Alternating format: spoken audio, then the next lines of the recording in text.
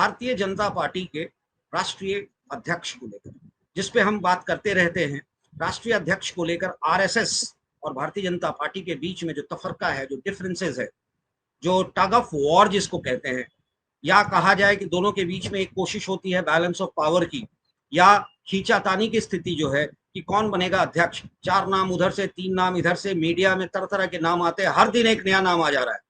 वैसी स्थिति में जो मुझे सुनने में आया है, पता नहीं कहां तक ये सच है, क्योंकि सोर्स बेस्ड है, ये कितनी इसमें सच्चाई होगी, क्योंकि सोर्सेस इंफॉर्मेशन देने के लिए इन्फो करते हैं। एक इंफॉर्मेशन जो मेरे पास आया है उस पर मैं जानना चाहता हूं, कहां तक आपकी जानकारी इस पे है, जरा खुलासा आप करेंगे कि संघ ने शायद 4 या 5 लोगों की एक टोली, एक टीम बना रखी है। सीनियर आरएसएस के जो सीनियर लोग हैं, बहुत ही उच्च स्तर पे जो लोग हैं, उनकी एक टीम बन गई है, जो भारतीय जनता पार्टी के मेंबर ऑफ पार्लियामेंट्स के साथ, एमपीज के साथ, एमएलएस के साथ 1-on-1 करने की कोशिश में है और जानने की कोशिश में है कि इस बार उनके दिल में क्या है, वो क्या चाहते हैं और क्या होना चाहिए। ये आरएसएस की यह पुराना तरीका है आम आदमी के साथ जुड़कर किसी भी स्थिति को सामने लाने का। और इस बार खास करके जब भारतीय जनता पार्टी और आरएसएस के बीच, यानी कि भागवत और मोदी के बीच कहीं ना कहीं अध्यक्ष को लेकर, अध्यक्ष के नाम को लेकर एक मत नहीं हो पा रही है दोनों, ऐसी स्थिति में क्या आपको जानकारी है कि ऐसी कोई बात हो रही है या ऐसी कोई स्थिति है? देखिए अजय जी, सीधे सीधे जिस तरह का सर्वे की बात आप कर रहे हैं कि पूछताछ करना, मिलना, ये सब बिल्कुल आईवास है। जिनको ये लोग चाहते हैं बना ही देते हैं। राजनाथ सिंह को बनाने के समय कौन सी बात थी भाई? नितिन गडकरी को बनाने के लिए कौन सी बात थी भाई? दूसरी बार अगर इनको जेपी नड्डा साहब को बनाया गया था तो कौन सर्वे हुआ भाई? उस वक्त भी तो सर्वे होता है, बातचीत होती है। तो बिल्कुल आईवास है और ये लोग माइंड मेकअप कर चुके हैं कि हाँ भाई हमें किसको बनाना है। मैंने पिछले दिन आपसे बातचीत में रघुवर दास का नाम लिया था, आज भी मैं उसी बात पर अडिग हूँ कि रघुवर दास को ही बनाया जाएगा, क्योंकि सब वोट की राजनीति कर रही है। वोट आपको झारखंड में भी है, पूरे देश भर में 20 करोड़ से ज्यादा आदिवासी हो गए हैं, बिहार में भी आदिवासी हैं, कई आदिवासी सीट को प्रभावित करता है, पश्चिम बंगाल में भी, और असम तो पूरी तरह से ट्राइबल बेल्ट ही है।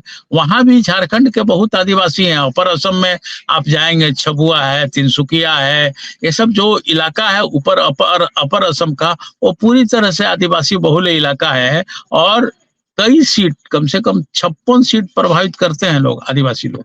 तो इसलिए हमें ये लगता है कि झारखंड कोटा से रघुवर दास को ही लोग पसंद करेगा, क्योंकि आरएसएस और इन तमाम एमपी लोगों के बीच, खास करके अमित शाह या फिर मोदी जी, ये प्रिय भी हैं, जाति से वैसे भी हो जाते हैं, जिसे भारतीय जनता पार्टी बहुत ज्यादा आजकल पसंद कर रही है।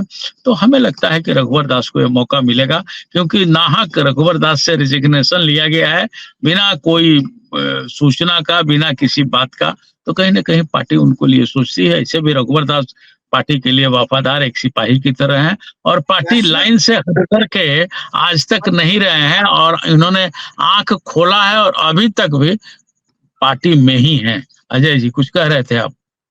मैं कह रहा हूं कि अभी भी देखा जाए तो 2 बड़े नाम हैं जो कि चर्चित हैं और रेस में बहुत आगे ये दिखते हैं। एक संजय जोशी, एक गडकरी, साथ में मनोहर लाल खट्टर और शिवराज सिंह चौहान। रघुवर दास का नाम तो राष्ट्रीय स्तर पे शायद ही किसी मीडिया ने लिया है। आपने कहा है क्योंकि शायद आपको बेहतर पता होगा कि क्या स्थिति है। मैं ये जानना चाहता हूं कि क्या संजय जोशी, गडकरी, खट्टर और शिवराज चौहान को छोड़ रघुवर दास को चुना जाएगा? देखिए अजय जी, हर पत्रकारों का अपना अपना आंकलन होता है, अपना अपना कयास होता है। तो हम कयास में ये पा रहे हैं कि संजय जोशी के साथ तालमेल नहीं बैठ रहा है। मेरी बात से आप भी सहमत होंगे। शिवराज सिंह चौहान से भी तालमेल इन लोगों का नहीं बैठा। मजबूरी में शिवराज सिंह चौहान को एडजस्ट करना पड़ा। केंद्र में कृषि मंत्रालय दिया गया, कोई ठोस मंत्रालय भी नहीं दिया जा सका। अब मनोहर लाल खट्टर की जो बातचीत चल रही है, तो उनके उम्र को लेकर के शायद आगे पीछे बातचीत चले। तो ये जो 4 नाम आपने गिनवाए हैं, हमारे तर्क के हिसाब से ये है। अभी माफ करेंगे, अभी हर तरह से फिट दिखाई दे रहे हैं रघुवर दास। इसी समय रघुवर दास की ही बात बार बार कर रहा हूँ।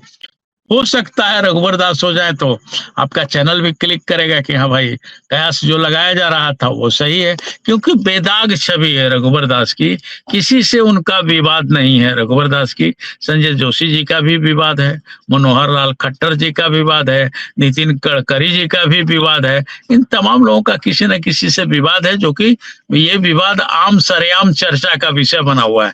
लेकिन रघुवर दास पर कहीं से कोई आक्षेप नहीं है, किसी प्रकार का उन पर आरोप नहीं है। तो हमें ऐसा लगता है कि यही दिखाई दे रहे हैं और यही राष्ट्रीय अध्यक्ष को बना। रघुवर दास के बारे में आपने कहा कि कोई आक्षेप नहीं है उन पर ये बात झारखंड में कही जा रही थी एक समय पे, अभी पता नहीं, कि वो अपनी सीट बचाने के लिए, जिसको कहते हैं ना कि ये मेरा क्षेत्र बन गया है, ये कंस्टिट्यूएंसी मेरा है, या तो मैं लड़ूंगा या मेरा पुत्र लड़ेगा या मेरे घर का कोई लड़ेगा, उन्होंने अपनी बहू को वो टिकट दिलवा दिया।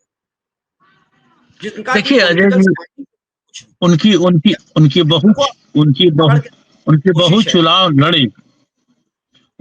चुनाव लड़ी और जीती भी जी। उस वक्त रघुवर दास गवर्नर हुआ करते थे, तो गवर्नर का तो एक संवैधानिक पद है, भीतर की बातें क्या होती हैं उससे तो लेना देना नहीं है, मैंने नहीं कहा जा सकता है। लेकिन इतना तो तय मानिए कि पार्टी ने टिकट दिया तो उनकी बहू जीती। पार्टी अगर टिकट नहीं, जैसे कि हमारी कल बात हो रही थी आपसे कि नीतीश जी अपने पुत्र को हरनौत से खड़ा करने की कोशिश में है कि एंसेस्ट्रल सीट, ये सीट हमारे परिवार का बन गया है, तो क्या ये सीट भी रघुवर दास के परिवार का बन गया था? ऐसा कहना, रघुवर दास को वो सीट हराई भी है। पिछले बार जब 2019 में चुनाव लड़े थे तो वहां से सरजू राय जीते थे, रघुवर दास हारे थे। तो ऐसा नहीं है कि रघुवर दास की बपौती है, रघुवर दास की जमींदारी की सीट है, रघुवर दास का घर हो गया है, ऐसा कहना थोड़ा सा टफ है। मैं ये नहीं बोल सकता हूँ, क्योंकि किसी सीट से ऐसा नहीं रहा है कि एक बार, अब रघुवर दास से पहले वहां से दीनानाथ पांडे जीता करते थे चुनाव, उन पर भी ये बातें थी। दीनानाथ पांडे से सीट को छीन करके रघुवर दास को सीट दिया गया था। मैंने ये सवाल सिर्फ इसलिए किया कि लोगों के बीच में ये बातें आती है, ये मेरा नहीं है, आपका नहीं है, ये आम जनता के बीच में जो बातें आई थी, मैं आपसे इस पे सफाई चाहता था, क्योंकि एज अ पत्रकार आप बेहतर बता सकते थे। ना, हमें जो लग रहा है, ये मेरा राय, जो मेरा विचार है, जो मन बन रहा है कि 2019 के चुनाव में तो वहां की जनता ने रघुवर दास को हरा दिया था। इस बार जब उनकी बहू को टिकट मिला तब तो ये गवर्नर थे, तो टिकट दिलवाने न दिलवाने का हाल ही नहीं है कि भाई उनका तो कोई हस्तक्षेप ही नहीं हो पाएगा। संवैधानिक पद पर बैठा हुआ आदमी वो राजनीति कैसे कर सकता है? हमें तो नहीं लगता है कि ऐसा किया गया होगा। और अंदर खाने में कोई खिचड़ी पकी हुई होगी तो उस पर कयास लगाना थोड़ा सा कठिन है हमारे लिए। अजय जी, नहीं, अच्छा लगा आपसे बात करके। हमने बिहार पे बात की और एक छोटे चंक में हमने भारतीय जनता पार्टी प्रदेश अध्यक्ष, आरएसएस और भारतीय जनता पार्टी के बीच का जो डिफरेंसेस है या कौन बनेगा।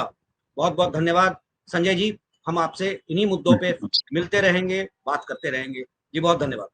और आप हमसे जुड़े रहने के लिए सब्सक्राइब करें YouTube पर, फॉलो करें Twitter पर और लाइक करें Facebook पर। और ज्यादा जानकारी के लिए आपको टाइप करना होगा सिर्फ न्यूज़ नशा।